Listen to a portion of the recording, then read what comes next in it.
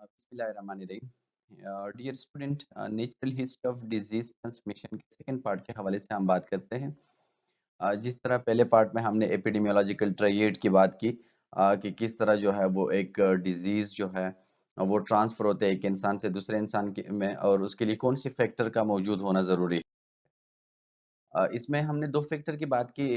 एक फैक्टर जो हमने जो है वो बात की, उसमें मेनली जो डिजीज के लिए फैक्टर रिस्पॉन्सिबल है, मेनली जो डिजीज काजिंग फैक्टर्स है, एजेंट्स जिसको हम कहते हैं। दूसरी फैक्टर्स की हमने बात की कि उसके अंदर जो है वो होस्ट का मौजूद होना जरूरी है, और थर्ड उसके अंदर इन्वायरमेंट्स। तो इन्वायरमेंट्स के अंदर एजेंट और होस्ट दोनों इंटरेक्शंस कर लेते हैं, और as a result of that a disease is caused. तो इन्वायरमेंटल फैक्टर्स की अगर हम बात करें, तो इन्वायरमेंटल फैक्टर्स यानी for a human being the environment is not limited, it is normally is for plant and animal to a set of climatic factors.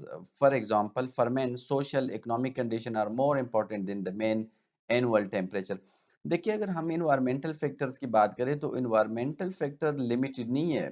यानी environment जो जिस तरह हम कहते हैं, एक इंसान के सराउंडिंग्स में जो भी चीज पाया जाता है उसको हम कहते हैं सराउंडिंग, या इसको हम कहते हैं कि this are called environment.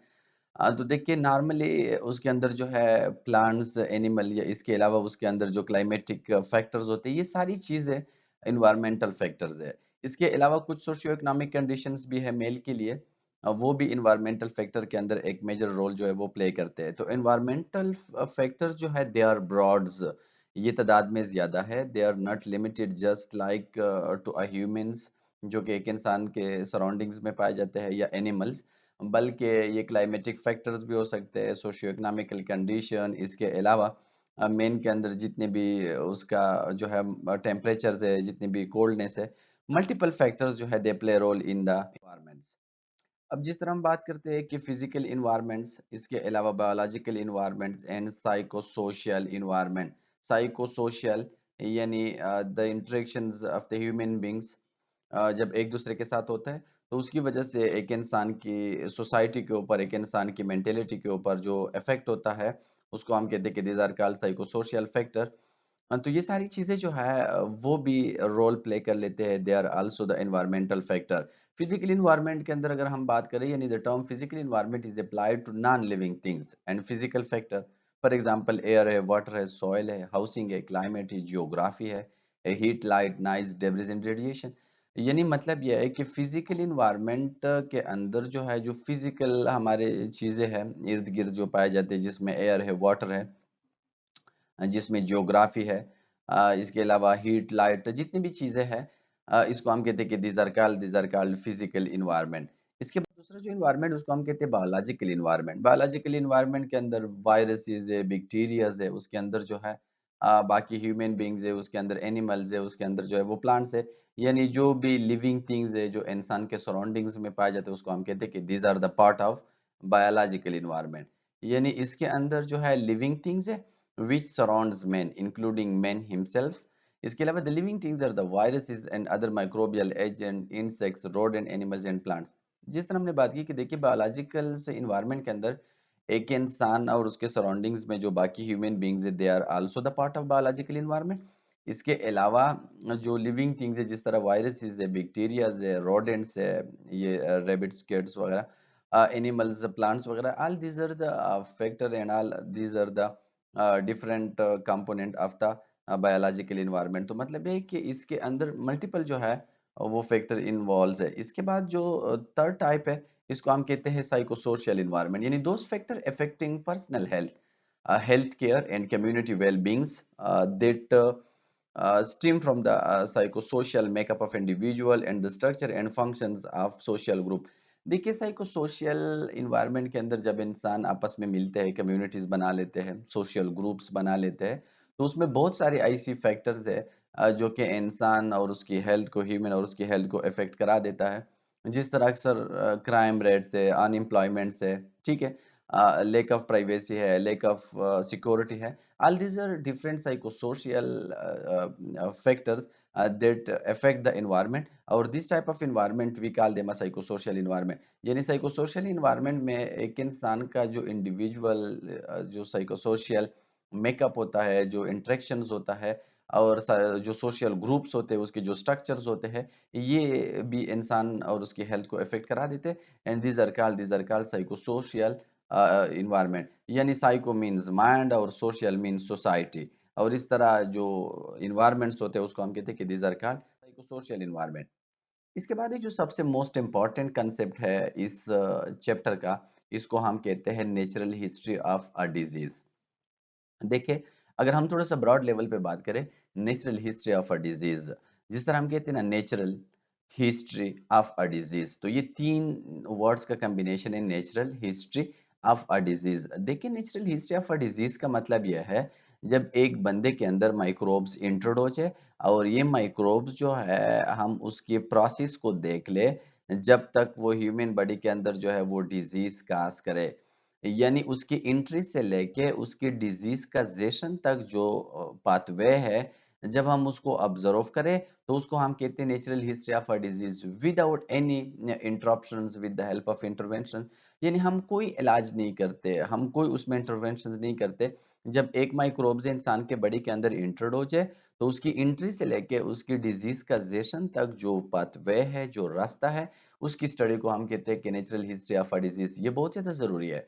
Natural history of a disease की वजह से हमें डिजीज का इंक्यूबेशन पीरियड्स का पता चलता है, हमें उसकी प्रोड्रोमल पीरियड का पता चल जाता है, हमें उसकी प्री क्लिनिकल और क्लिनिकल स्टेजेस का हमें पता चल जाता है। तो ये सारी चीजें जो है वो हमें उसका अंदाजा लग सकता है when we study about the natural history of a disease. तो natural history of a disease बहुत ज्यादा इंपॉर्टेंट है और उसकी वजह से ये जिस तरह हम बात कर लेते हैं कि हर डिजीज का अपने इंक्यूबेशन प्रोड्रोमल पीरियड्स होता है, तो ये किस तरह पता चला? ये natural history of a disease की स्टडी की वजह से उसका अंदाजा हमें चला। तो the term natural history of a disease is a की कांसेप्ट इन एपिडेमियोलॉजी। एपिडेमियोलॉजी में बहुत ज्यादा जरूरी है कि हम इसको स्टडी करें और हम उसको अंडरस्टैंड करें। Natural history of a disease refer to the uninterrupted progression of the disease process in individual over time in the absence of intervention.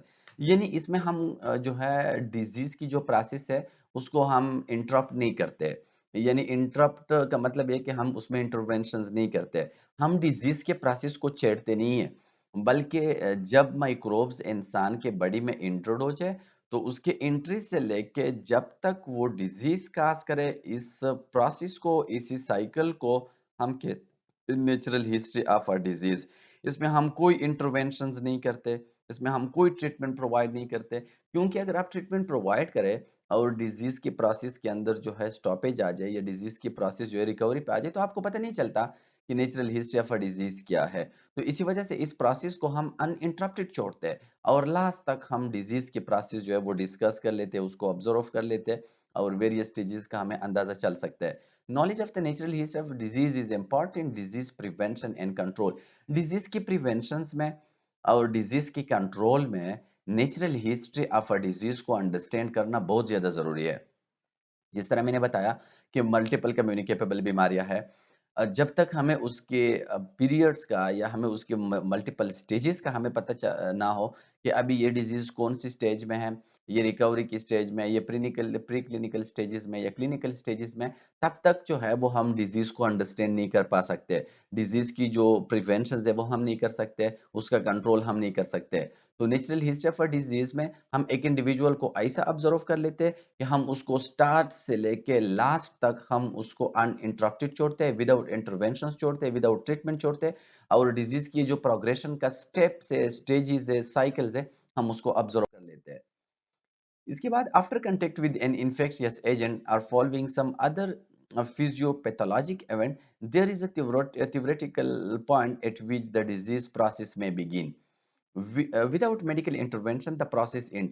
यानी देखिए, जब एक बंदे का कंटेक्ट आ जाए किसी इन्फेक्शियस एजेंट के साथ तो एक टाइम आ जाता है जिसके बाद फिजियोपैथोलॉजिकल जो प्रोसेस है वो एक्टिवेट होता है। यानी जिस तरह हम बात कर लेते हैं कि हर डिजीज की कंजेशन के लिए कुछ स्पेसिफिक अमाउंट ऑफ माइक्रोब्स चाहिए, जिस तरह हम कहते हैं ना कि हर डिजीज के लिए उसी बंदे को सक्सेप्टेबल होनी चाहिए। तो देखिए, एक स्टेज जब आता है और उसी स्टेज के बाद जब पैथोलॉजिकल प्रोसेस एक्टिवेट होता है तो यहाँ से हम स्टार्ट लेते हैं और जब तक फुल ब्लाउन एक डिजीज जो है वो काज हो जाए, सारे सिम्टम्स जो है वो अपियर हो जाए, तब तक हम ये सारा मैकेनिज्म, ये सारे स्टेप हम उसको फॉलो कर लेते हैं और उसको हम डिस्कस कर लेते हैं। This is called natural history of a disease.